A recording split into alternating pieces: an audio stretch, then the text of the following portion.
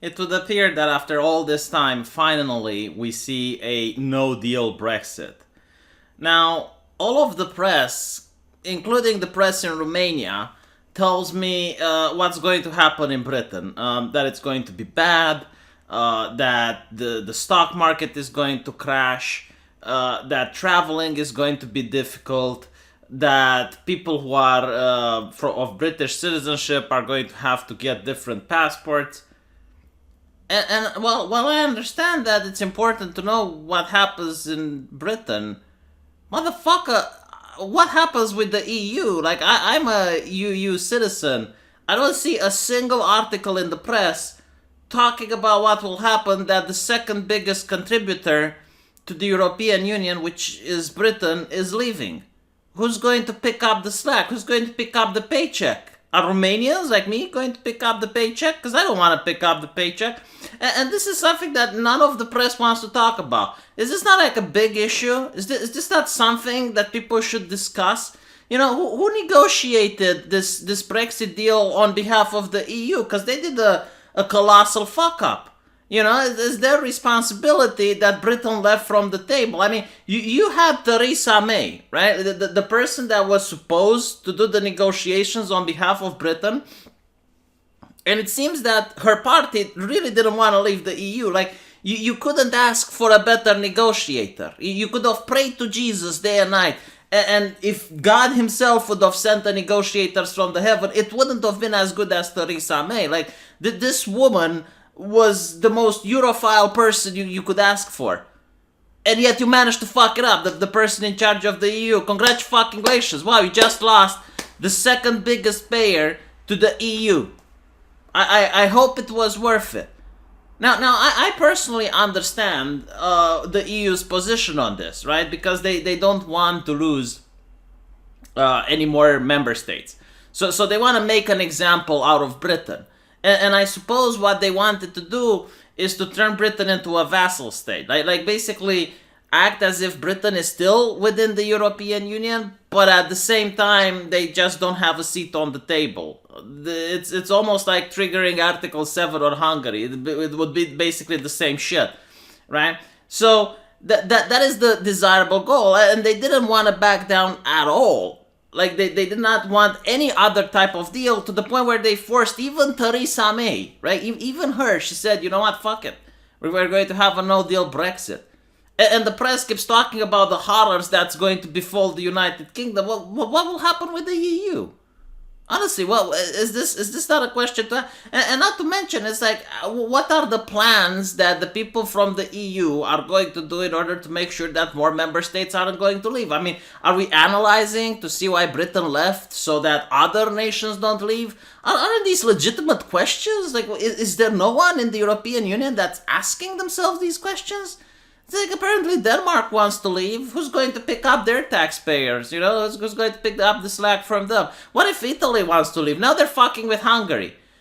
They're threatening Romania with Article 7. What if the Eastern European nation leaves? Like, again, like, apparently no one cares, right? No one considers to ask. I don't fucking care what goes on in Britain. It doesn't affect me, right? As a European Union person. Now I know, well, you know what the idea is, right? The idea is to scare other nations from leaving. It's like, look what we're going to do to Britain, right? Look what we're going to do. You better stay in line. Is this the way politics is being done? I mean, the fact that they're so open about it, the fact that it's so over the table. I mean, everyone knew that this is what they were going to do, right? Like, this is definitely their plan in order to scare other nations from leaving. But I didn't thought they would be just so open about it. You know, it's like almost there's no accountability for the way they're behaving. I mean, in Britain, right, people can punish Theresa May by voting, right? She led the Brexit negotiations, and if she does a bad job, people can leave her party, people can threaten that they will leave, people can not vote for her.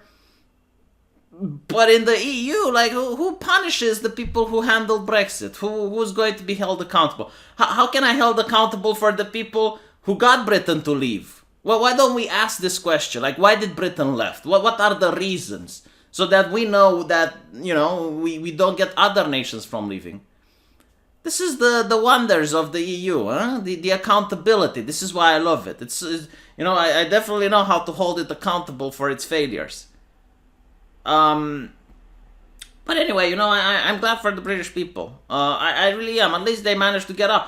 I'm pretty sure it's going to be bad for them. I mean, don't get me wrong. When you're neighboring this empire of good, which the EU proclaims it is, and it wants to make an example out of you, yeah, life will be tough. I'm definitely sure. Apparently, they're not going to share information about space debris. Horrible. But the thing is, at least America is under Trump now. Obama said they're going to put Britain at the bottom of the queue. You remember that shit? That's what he said, Trump is like, no, we're going to make a deal. We're going to make a good deal for Britain. I genuinely do not understand this hysteria that the British economy is going to go poorly. Like, it's an island, okay? It's surrounded by ocean. It can trade with literally anyone they fucking want. I mean, yeah, sure, it's a lot cheaper to trade with the EU, but... if the EU is going to choke your economy with regulation after regulation, is going to kill your internet with the firewall of China, at which point is it not okay?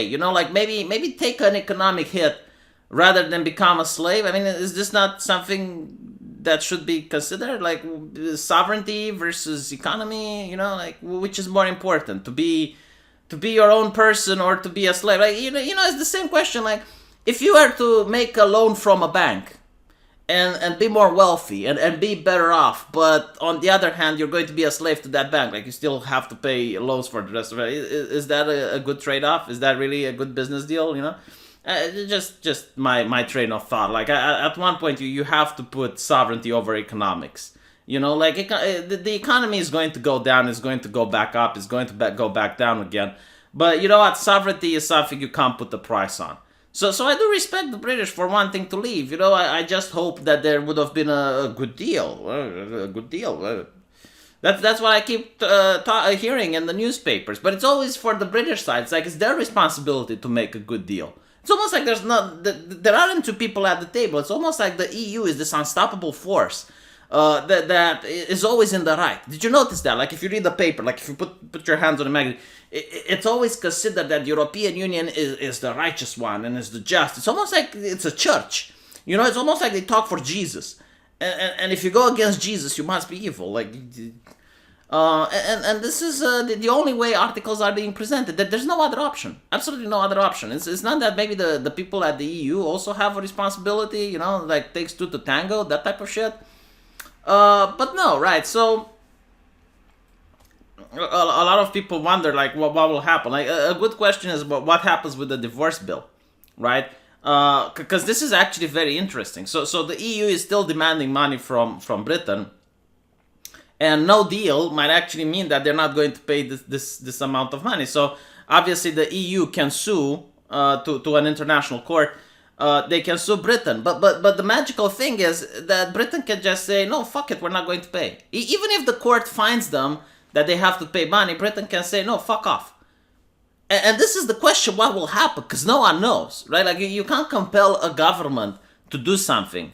The only way you can compel someone to do something is within a state, because if I get sued, and let's say I have to pay someone else money, and I don't want to pay it, the government can freeze my assets, right? The government can just come in, throw me out of my house and sell everything in my house and then give the money from that to the person that I owe money to.